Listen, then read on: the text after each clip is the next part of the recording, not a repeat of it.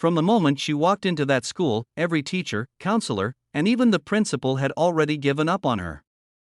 The spoiled, sharp-tongued daughter of one of the richest men in the city, untouchable, unteachable, and unstoppable. Everyone had a story about her tantrums, her insults, and the trail of broken spirits she left behind. But no one knew the truth behind her cruelty, or that the person who would finally reach her wasn't a polished therapist or a top-tier tutor, but a tired, widowed janitor with a mop in one hand and a quiet heartbreak in his eyes. The story begins on a rainy Monday morning, the kind where thunder groans across the sky like the world itself is sighing. Thomas Hale, 43, arrived early to the school as always, pushing his squeaky cleaning cart down the empty hallway. His uniform smelled faintly of detergent, his shoes squeaked against the polished tiles, and in his pocket was a crumpled photo of his daughter, Lily, the only reason he still found the strength to wake up each day.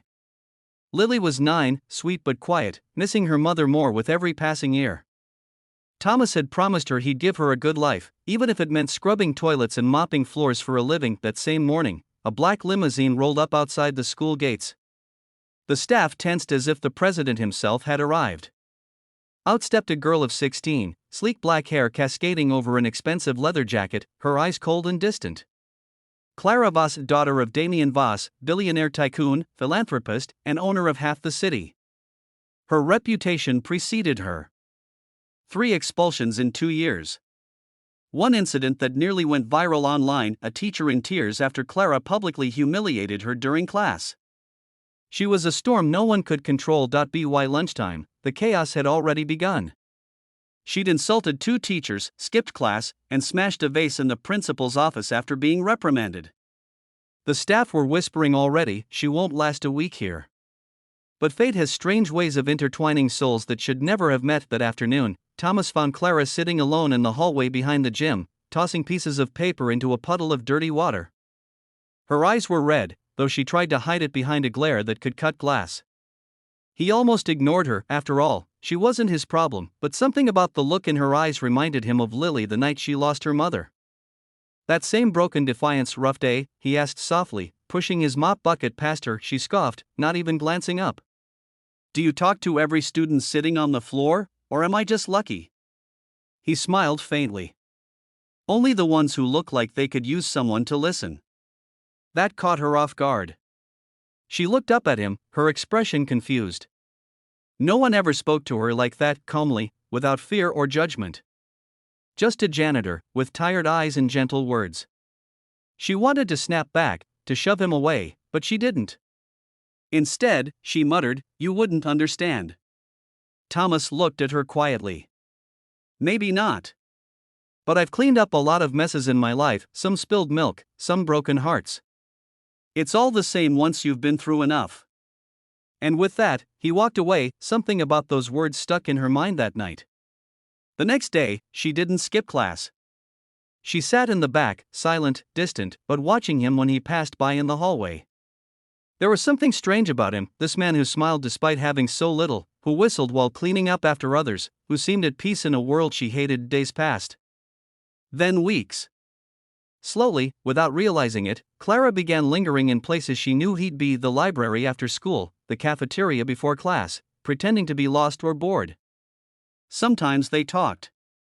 Mostly, she just listened while he spoke softly about life, about how people carry pain like invisible luggage, about his daughter Lily who wanted to be an artist, about losing his wife to cancer and finding strength for the child who still needed him. Clara never told him about her own pain, about growing up in a mansion so big she couldn't hear her father's voice anymore. About being raised by nannies who called her Miss Voss instead of Clara. About the night she overheard her parents arguing, her mother crying that their daughter wasn't even human anymore.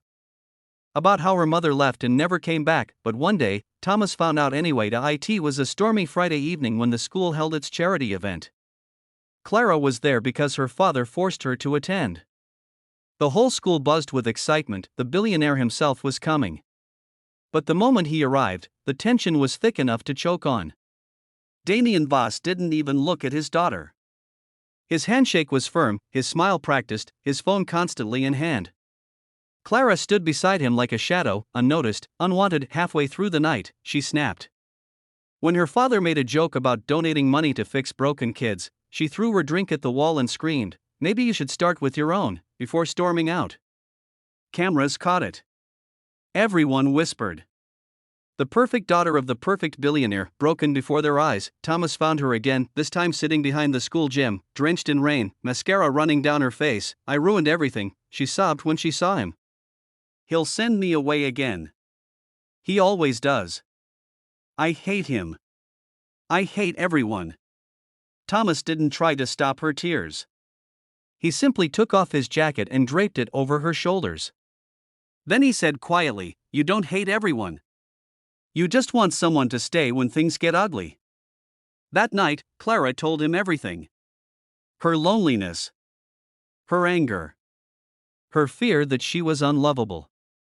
And for the first time, someone didn't pity her or tell her to be better. He just listened. From that day, things began to change, slowly, painfully, beautifully. Thomas introduced her to Lily. The little girl adored Clara instantly, showing her drawings and making her laugh. Clara started helping Thomas clean classrooms after school, pretending it was community service, though she didn't have to. She found peace in the simple rhythm of it, wiping boards, stacking chairs, hearing Lily giggle. The school noticed the change first. No more fights. No more insults. Even her grades improved. But what no one knew was that every night, she'd help Thomas and Lily walk home under the same old umbrella, and for those few moments, she felt like she belonged somewhere. Then came the day her father found out. He arrived at the school furious, shouting in the principal's office. "My daughter, cleaning floors with a janitor? Do you have any idea how that looks?" Thomas stood there, calm but firm. "It looks like a young woman learning what it means to be seen." Damien blared. "You think you can fix her? You're a nobody." Thomas met his eyes and said something that silenced the room.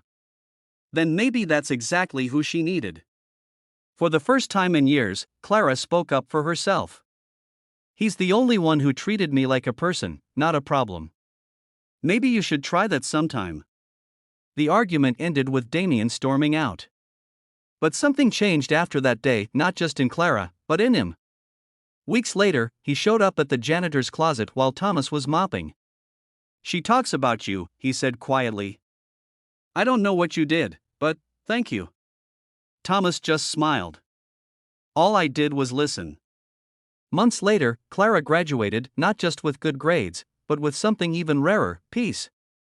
She got into an art school, started painting again, and spent weekends helping Thomas and Lily paint murals in the school hallways. The billionaire's daughter who no one could handle had finally found someone who saw past her walls.